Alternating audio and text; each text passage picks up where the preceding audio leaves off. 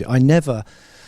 I never made any claims that I was going to be a world champion, from the beginning, because I had no idea. You probably know how Damon Hill, the 1996 Formula One world champion, won 21 Grand Prix. His motor racing CV is seriously impressive. But why did he leave the racing world so soon? He has recently opened up about the struggles that ultimately pushed him over the edge.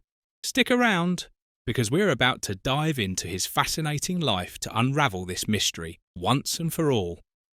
Did you know Damon Graham Devereux Hill was born on September 17th, 1960, just 2 years before his father, Graham, won his first driving title? The Hills lived quite comfortably in a large London house, often visited by family friends like Stirling Moss, Jim Clark, John Surtees, and Jackie Stewart. Funnily enough, Damon found their line of work boring and was more interested in motorbikes. In fact, his father bought him a small motorbike when he was just 11. 4 years later, the Hill family's happy home life was shattered when Graham and several members of his Formula One team were killed in an air crash.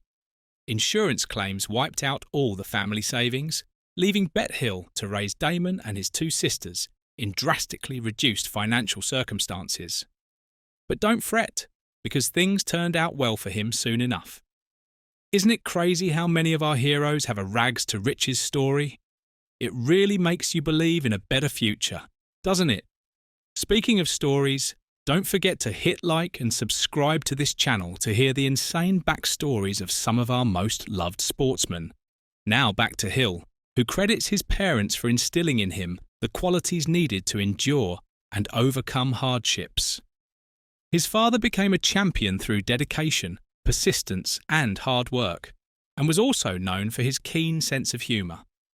Both Graham and Bet Hill were highly competitive and single-minded, having met at the London Rowing Club, where Bet rowed for England. In their honour, Damon chose to use the club's insignia on his helmet when he went racing. How cool is that? To help finance his education, he had to work as a labourer and a motorcycle courier. He studied English, history, economics, and business administration.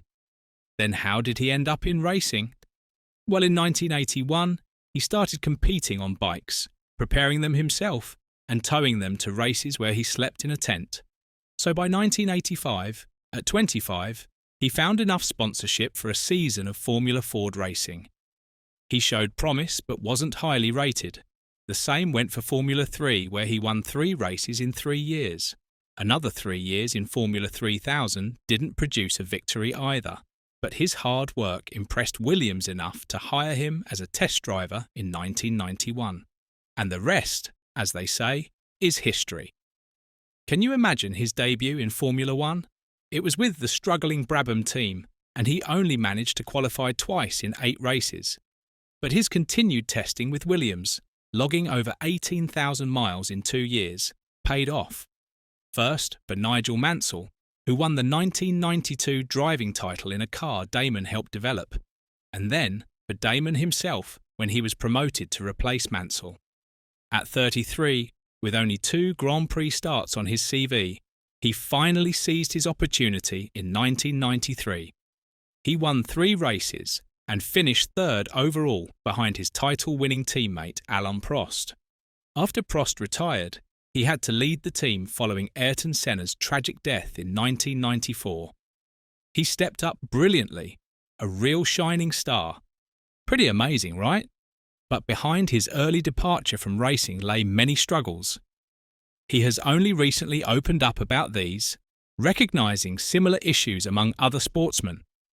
He has been discussing the struggles drivers face as their careers wind down. Lewis Hamilton is still racing as he approaches 40, and 42-year-old Fernando Alonso is going strong, though he admits the long 2024 F1 season could affect his future. Hill himself had retired from F1 at the end of the 1999 season, just 3 years after winning his first title with Williams. Fascinatingly, he was already 32 when he made his debut with Brabham, and then went on to carve out an impressive career throughout his 30s. Really makes you wonder what might have happened if he had joined the grid a few years sooner? Could we have seen him win more championships, or would he have retired even earlier? It seems he didn't have it easy and struggled quite a bit towards the end of his career. On a podcast, he talked about finding it harder to psych himself up for Grands Prix. Motivation is an interesting thing, isn't it? Sometimes you just can't seem to find it, he said. Sometimes you can't put your finger on what it is that's wrong. As I got towards the end of my career, I definitely found it harder to motivate myself because you've got it in your mind that there's another life afterwards. When you're younger, all you see is that the future is F1. That's all you see. Now, he enjoys a career as a pundit, providing analysis for Sky Sports F1 at some events throughout the season. So everything seems to have fallen into place for the 1996 world champion. Despite the challenges he faced, he found a way to make it work, even if it meant leaving the racing world sooner than expected. But some struggles were beyond his control, and let's just say, fans are not okay with it. Yes, I'm talking about the story of how Michael Schumacher clinched the 1994 World Championship in Adelaide. The history books show he came out on top after a dramatic twist that remains one of the most controversial moments in F1 history. Schumacher's win in Adelaide not only gave him his first of 7 titles, but also started his journey to becoming one of the greatest drivers ever. However, it also earned him a reputation as a tough and sometimes risky driver, a label that stuck with him throughout his career. His opponent in that race was Damon Hill, who wasn't expected to compete for the title. Hill was often called the gentleman driver, which hints at who was blamed for the Adelaide incident. Before the race in Australia, Schumacher led the championship by just 1 point over Hill. But on lap 36, Schumacher went off track and hit a wall. As he tried to get back on track, Hill closed in. Hill made a move on the inside, and Schumacher sharply turned towards the corner, causing them to collide. Schumacher crashed into the tyre barrier and couldn't finish the race. Hill's car was also damaged, and he had to retire in the pits due to a broken front right suspension. When Schumacher heard that Hill had retired, he was thrilled. With Hill out and no other drivers close enough, Schumacher won his first world title. This victory still divides the F1 community. Schumacher was cleared of any wrongdoing, with officials calling it a racing incident. What's your opinion? Such a light punishment likely wouldn't happen in today's F1. Isn't it interesting how one race can completely change a career and start endless debates? The gentle handling by officials ensured that the Schumacher-Hill rivalry wasn't just a brief moment, but became a legendary battle known for a dramatic incident that people will remember forever. Despite his victory, Schumacher was often portrayed as the villain, especially by the British media, who felt a strong sense of unfairness. For Hill, winning would have been a fairy tale ending to a chilling season marked by the tragic deaths of Senna and Roland Ratzenberger at Imola. People often wonder if Schumacher crashed into Hill on purpose to win the title. We'll never know for sure. Schumacher had a long F1 career known for taking big risks. Unfortunately, he was seriously injured in a ski accident in 2013 and hasn't been seen in public since. Most people believe Schumacher did crash into Hill on purpose to win the championship, just like Senna and Prost were accused of doing before him. Another similar incident happened with Jacques Villeneuve in the 1997 World Championship. Schumacher, driving for Ferrari, was disqualified for deliberately hitting Villeneuve at the European Grand Prix in Jerez. This move was more obvious but still didn't work, and Villeneuve won the title by 3 points, until Schumacher's disqualification was confirmed. This time, it wasn't just the British press criticising Schumacher.